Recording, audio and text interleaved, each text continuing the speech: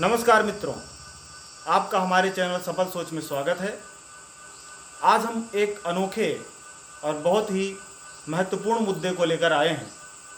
भारत में जनजातियों की शिक्षा के विषय में आज हमारे साथ बहुत ही खास मेहमान हैं। डॉक्टर राजेश्वर सेवाश्रम महाविद्यालय के विभागाध्यक्ष डॉक्टर एस.के. राही सर, और साथ ही साथ हमारे साथ एक और बहुत ही खास मेहमान हैं, डॉक्टर राजेश्वर सेवाश्रम महाविद्यालय की बीएड विभाग की प्राध्यापिका डॉक्टर मिथिलेश कुमारी मिश्रा जी। बहुत बहुत स्वागत है मैम आपका। बहुत बहुत स्वागत है सर आपका।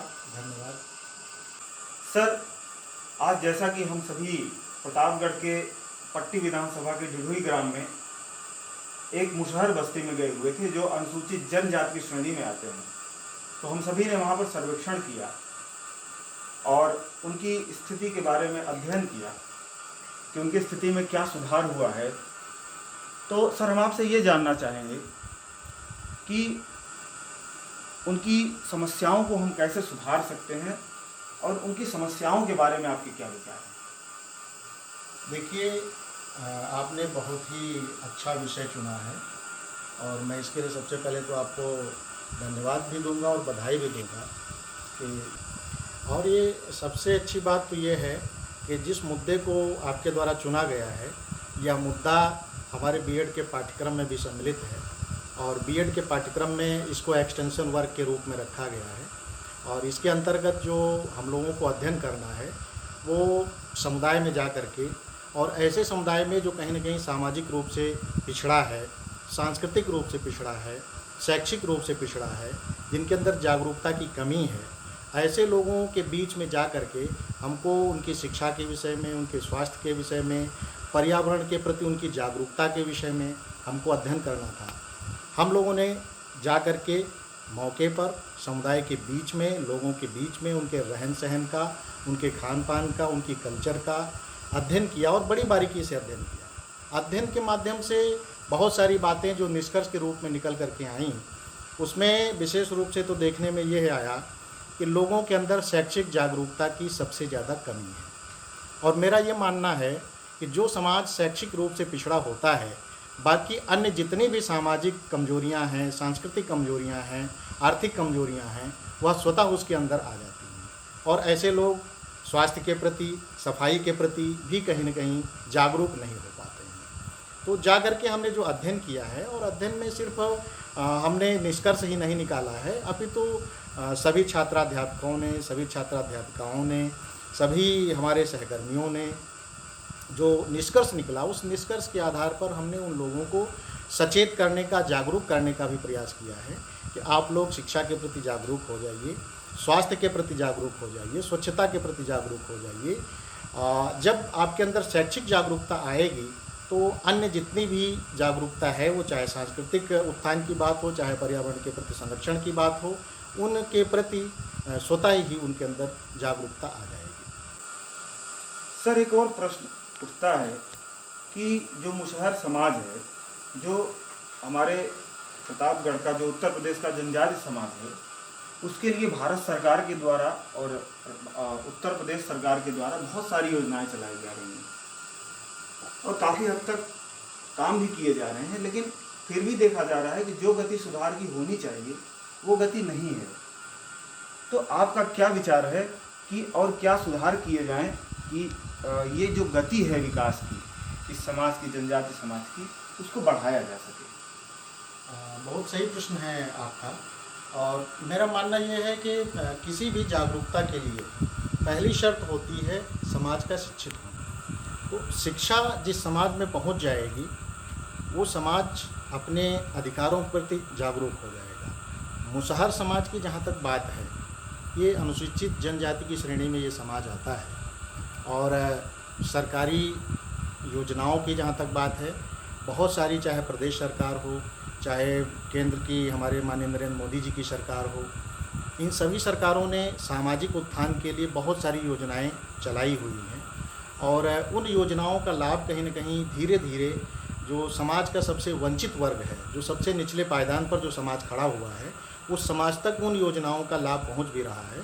और इस सर्वे में हमने देखा भी जो हम लोगों ने सर्वेक्षण किया है उसमें ये देखा भी कि लगभग सभी के यहाँ प्रधानमंत्री आवास योजना के अंतर्गत आवास बने हुए हैं। सभी लोगों ने ये बताया कि उनको राशन भी मिल रहा है और शिक्षा के प्रति भी धीरे धीरे जागरूकता आ रही है, क्योंकि जो बच्चे हैं वो आसपास के जो प्राथमिक विद्यालय हैं उसमें जाते हैं, क्योंकि उन प्राथमिक विद्यालयों में सारी सुविधाएं इनको निःशुल्क मिलती हैं। वो चाहे कापी किताब हो, चाहे ड्रेस हो, चाहे बैग हो, पेन पेंसिल हो, यहाँ तक कि एमडीएम के तहत भोजन भी इन बच्चों को मुफ्त में दिया जाता है। तो उसके प्रति धीरे धीरे लोगों में रुझान बढ़ रहा है, लेकिन चूँकि ये समाज पहले से ही अशिक्षित रहा है, इस समाज में जागरूकता की कमी रही है, अब धीरे धीरे उसमें सुधार आ रहा है। मुझे लगता है कि आने वाले समय में धीरे धीरे ये समाज शिक्षा के प्रति और ज़्यादा जागरूक होगा, और जैसे जैसे ये समाज शिक्षा के प्रति जागरूक होगा, इनके जीवन में परिवर्तन आएगा, इनके संस्कारों में परिवर्तन आएगा, रहन सहन में परिवर्तन आएगा और इनकी सोच में परिवर्तन आएगा। जब इनकी सोच में परिवर्तन आएगा, वहीं से इनका सामाजिक उत्थान प्रारंभ होगा और फिर ये समाज की मुख्य धारा में सम्मिलित होकर के कहीं न कहीं भारत के विकास में अपना योगदान भी देना ये लोग प्रारंभ करेंगे। अगला क्वेश्चन मैम आपसे है। मैम, जिस प्रकार से हम देख रहे हैं कि मुशहर समाज में कुपोषण की समस्या बहुत ज़्यादा हावी हो चुकी है, तो वो क्या तरीके हो सकते हैं जिससे मुशहर समाज में कुपोषण की समस्या दूर की जा सके? पहली बात तो कुपोषण की समस्या को दूर करने के लिए उनका शिक्षित होना जरूरी है। जी। ठीक है। शिक्षा के अभाव में कहीं न कहीं वो कुपोषण का शिकार हो रहे हैं, वो ये समझ नहीं पाते हैं कि हमको किस प्रकार से संतुलित आहार लेना चाहिए। कुछ तो गरीबी की भी बात आती है इसमें, जी बिल्कुल। और अशिक्षा की बात आती है। दो चीज़ें इसमें हैं, गरीबी और अशिक्षा, दोनों ही चीज़ें इसमें काम कर रही कुपोषण के अंतर्गत। और कहीं ना कहीं जो है सरकार द्वारा चलाई जा रही योजनाओं के अंतर्गत मुझे लगता है सबसे बातचीत के दौरान ये पाया गया कि भोजन इत्यादि की व्यवस्था के अंतर्गत कृषि कार्य में लोग लगे हुए हैं। एक जगह हम लोग जहाँ गए थे वहाँ देखा कि वो बता रहा था कि हम उत्पादन अच्छा कर लेते हैं। तो उत्पादन हो रहा है तो इसका मतलब है कि अनाज की कमी उनके पास नहीं है। कई सारे परिवारों में केवल वहाँ पर अशिक्षा की कमी है। ठीक है, अशिक्षा के माध्यम से अशिक्षा के कारण ही वे लोग संतुलित भोजन के ऊपर ध्यान नहीं दे पा रहे हैं। तो आवश्यकता इस बात की है कि वे अपने बच्चों को संतुलित आहार प्रदान करें और जो कुछ भी है उनके पास उसको अच्छे ढंग से अपना उपयोग में लाएं। और मैम, एक बहुत ही ज्वलंत समस्या है, क्योंकि आप भी एक माता हैं और जो जनजाति समाज है वहाँ पर माताएं भी अशिक्षित ही हैं। तो अशिक्षा के कारण ही वो अपने स्वयं के पोषण पर भी ध्यान नहीं देती और उसका प्रतिफल ये होता है कि उनके बच्चों में भी कुपोषण की समस्या आ जाती है। तो माताओं को शिक्षित करने के लिए, क्योंकि माताएं ही एक प्रकार से देखा जाए तो समाज का आधार होती हैं, समाज का निर्माण करती हैं, दिशा देती हैं, तो उनके लिए आप क्या कहना चाहेंगी कि माताओं को, जो जनजाति समाज की माताएं हैं, उनमें किस प्रकार से किस नई नई जो शैक्षिक योजनाएं हैं किस प्रकार से उनमें सुधार करने के लिए उनको लागू किया जा सकता है? हम माताओं को शिक्षित करने के लिए जैसे प्रौढ़ शिक्षा कार्यक्रम है, हम इसको लागू कर सकते हैं। और हम सामाजिक स्तर पर भी, जैसे आप लोगों ने सर्वेक्षण किया तो आप लोगों ने जागरूकता का कार्यक्रम एक अपनाया, तभी लोगों को जागरूक करने का काम किया। तो हम छात्रों के माध्यम से भी उनमें जागरूकता ला सकते हैं, उनको कुछ पढ़ना लिखना सिखा सकते हैं और शिक्षा का क्या महत्व है इसको उन्हें समझा सकते हैं। और आने वाले समय में वो किस तरीके से अपने बच्चों को शिक्षा की तरफ उन्मुख करें, इस बारे में हम उनको सचेत कर सकते हैं। शिक्षा के महत्व को बता करके ही हम उनमें चेतना ला सकते हैं, क्योंकि आवश्यकता इस बात की है कि जब हम उनमें संचेतना लाएंगे तभी वो अपने बच्चों को आगे बढ़ने के लिए प्रोत्साहित करेंगे। और बहुत सारी माताओं से बातचीत करने के दरमियान ये पता चला कि उनमें जागरूकता कहीं ना कहीं दिख रही है। वे स्वयं शिक्षित नहीं है, लेकिन अपने बच्चों को पढ़ाने के लिए वे कहीं ना कहीं प्रयासरत हैं। कुछ माताओं ने ये भी बताया कि अपने बच्चों का दाखिला स्कूलों में दिला चुकी हैं। बच्चे जाने में आनाकानी करते हैं तो उनको प्रोत्साहित करती हैं, स्कूल तक छोड़ करके आती हैं। तो कहीं ना कहीं हमें चेतना मतलब दिखाई पड़ी है। तो आवश्यकता है कि इसको और बढ़ाने की, कि वे और जागरूक हों और मुख्य धारा से बच्चों को जोड़ सकें शिक्षा के अंतर्गत, यही हम कहना चाहेंगे। सर, भारत के प्रधानमंत्री आदरणीय श्री नरेंद्र मोदी जी द्वारा स्वच्छ भारत अभियान प्रारंभ किया गया था, तो कहीं न कहीं हमने ये देखा है कि अभी भी जनजातीय समाज में वो जागरूकता उत्पन्न नहीं हो पाई है स्वच्छता के प्रति। तो इस जागरूकता को किस प्रकार उत्पन्न किया जाए और उस दिशा में अच्छा प्रयास किया जाए, तो उसके लिए हम या फिर सरकार को या फिर हमारे समाज को क्या क्या प्रयत्न करने चाहिए, आपके क्या विचार हैं इस विषय में? बिल्कुल।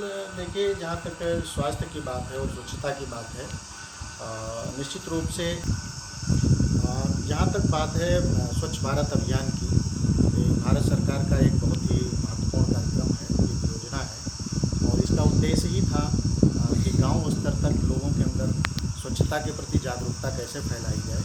और ये स्वच्छता के प्रति जब जागरूकता लोगों में आएगी तो निश्चित रूप से स्वास्थ्य के प्रति भी लोग अवेयर होंगे, स्वास्थ्य के प्रति भी लोग जागरूक होंगे। जहाँ तक मुसहर समाज की बात है, ये जो अनुसूचित जनजाति की श्रेणी में आता है मुसहर समाज, हम लोगों ने सर्वेक्षण के दौरान यह देखा कि समाज के लोगों में स्वच्छता के प्रति, स्वास्थ्य के प्रति जागरूकता कहीं न कहीं कम दिखाई देती है। लेकिन हम लोगों ने जो प्रयास किया, और ये प्रयास था कि इनको कैसे सचेत किया जाए, कैसे जागरूक किया जाए, तो उस दिशा में हम कहीं न कहीं सफल भी हुए। देखने में ये आया कि बहुत सारे बच्चे कुछ कुपोषित थे और कुछ बच्चे ऐसे थे जो शारीरिक रूप से बहुत कमज़ोर थे। महिलाएं भी बहुत हेल्दी नहीं दिखाई पड़ी, पुरुष भी बहुत हेल्दी नहीं दिखाई पड़े। कुछ पुरुष तो ऐसे दिखाई पड़े जो कहीं न कहीं मादक द्रव्यों का सेवन भी करते हुए दिखाई दिए। उनको भी जागरूक करने का प्रयास किया गया कि आप तंबाकू का सेवन मत करिए, आप मद्यपान मत करिए, ये सब स्वास्थ्य के लिए हानिकारक होता है। उन लोगों ने हम सभी की बात को बड़ा ध्यानपूर्वक सुना और मुझे लगता है वो उस पर अमल भी करेंगे। मादक द्रव्यों के सेवन के प्रति लोगों को जागरूक किया गया और लोगों ने उस बात को सुना भी और निकट भविष्य में उस पर अमल भी वो लोग करेंगे, ऐसा उनके व्यवहार से, उनके आचरण से लगा। पूरे गांव में हम लोगों ने भ्रमण किया, पूरी बस्ती में हम लोगों ने भ्रमण किया और उस भ्रमण के दौरान यह देखने में आया कि लोगों ने बर्तन भोजन करने के बाद जहाँ जो भोजन करता है वहीं पर डाल देता है बिना साफ़ सुथरा किए हुए, जबकि कायदे से भोजन करने के बाद बर्तन को धुल करके उनको यथास्थान रख देना चाहिए। क्योंकि खुले में जब बर्तन पड़े रहेंगे, स्वाभाविक सी बात है कुत्ते आएंगे उसको चाटेंगे और संभावना ये रहती है कि कुत्ते का जो रेबीज होता है तो बर्तनों के माध्यम से लोगों के अंदर जा सकता है और वो लोग बीमार पड़ सकते हैं। इसके प्रति भी जागरूक किया गया लोगों को और लोगों ने बात को बड़ा ध्यानपूर्वक सुना और सुनने के बाद अगर उस पर वो अमल करते हैं, उसको व्यवहार में लाते हैं, तो ये उनकी सेहत के लिए, उनके स्वास्थ्य के लिए अच्छा रहेगा। तो स्वास्थ्य और स्वच्छता ये दो ऐसे महत्वपूर्ण बिंदु हैं, ऐसे बहुत महत्वपूर्ण मसले हैं जिन पर अगर यह बस्ती पूरी की पूरी अनुसूचित जनजाति की मुसहर बस्ती जिसका हम लोगों ने अध्ययन किया है, अगर ये लोग उसके प्रति सचेत हो जाते हैं तो सिर्फ स्वास्थ्य ही नहीं सुधरेगा, इनका पूरा का पूरा जीवन स्तर बदल जाएगा, परिवर्तित हो जाएगा। और जब जीवन स्तर परिवर्तित हो जाएगा तो इनका जीवन भी खुशहाल हो जाएगा। मैम, हमारा अगला सवाल आपसे है, जिस प्रकार से मुसहर समाज के बारे में हम जानते हैं कि उनका जो पुश्तैनी व्यवसाय था, पत्तियों से पत्तल का निर्माण करना, दोनों का निर्माण करना या फिर प्राकृतिक वस्तुओं से उपयोगी वस्तुओं का निर्माण करना, लेकिन आधुनिक तकनीकी युग में, प्रौद्योगिकी के युग में जब प्लास्टिक की चीज़ें बनने लगी हैं और फाइबर के आदि तमाम तरीके के रसायनों से निर्मित होने वाले पत्तल या दोनों का या फिर अन्य कई सामग्रियों का निर्माण होने लगा है जो पहले मुसहर जात के लोग करते थे, तो इससे मैम किस प्रकार से उनका रोजगार प्रभावित हुआ है और उसको सुधारने के लिए हमें या फिर भारत सरकार को या उत्तर प्रदेश सरकार को क्या क्या करना चाहिए, आप अपने सुझाव दें। अब उनका जो पुश्तैनी रोजगार था, जैसे आपने बताया दोना पत्तल बनाने का, तो कहीं ना कहीं ये जाहिर सी बात है कि जब आधुनिक तकनीकी आ गई तो पत्तल दोना बनाने का काम दूसरे पदार्थों से होने लगा, तो ये चीज़ तो प्रभावित हुई है। लेकिन उसके जगह पर उन्होंने कुछ अपने व्यक्तिगत रोजगार के अवसर भी ढूंढ लिए हैं। जैसे मुर्गी पालन, हमने वहाँ पे देखा कि कुछ लोगों ने जो है मुर्गी पाल रखी थी, और पशुपालन, गाय वगैरह पाल रहे हैं, बकरियां पाल रहे हैं। इसके अलावा छोटी मोटी दुकानें चला रहे हैं अपने बस्ती के अंदर। ये जो उनका रोज़गार प्रभावित हुआ, इस रोज़गार की तलाश में बहुत सारे लोग शहरों को पलायन कर गए। ये रोज़गार उनको चाहिए चाहिए, तो बस्ती को छोड़ करके वे अन्यत्र चले गए। और एक जगह हम लोगों ने बातचीत किया तो वहाँ ये पाया कि जो उसके पेरेंट्स थे वो बता रहे थे कि वो शिक्षा के प्रति जागरूक हैं। और वहाँ पर एक व्यक्ति ऐसा जो है वो मतलब बताया एक व्यक्ति ने अपने बच्चे के बारे में कि इसने ITI वगैरह कर रखी है। तो कहीं न कहीं शिक्षा के प्रति भी जागरूक हैं, लेकिन वे अपने रोज़गार को अपने निवास स्थान पर रह के नहीं कर रहे हैं, कहीं न कहीं वे पलायन के लिए मजबूर हैं। तो इसके लिए जो है उनको रोज़गार की व्यवस्था देनी चाहिए कि वो अपने गृह निवास स्थान पर ही रह करके रोज़गार करें।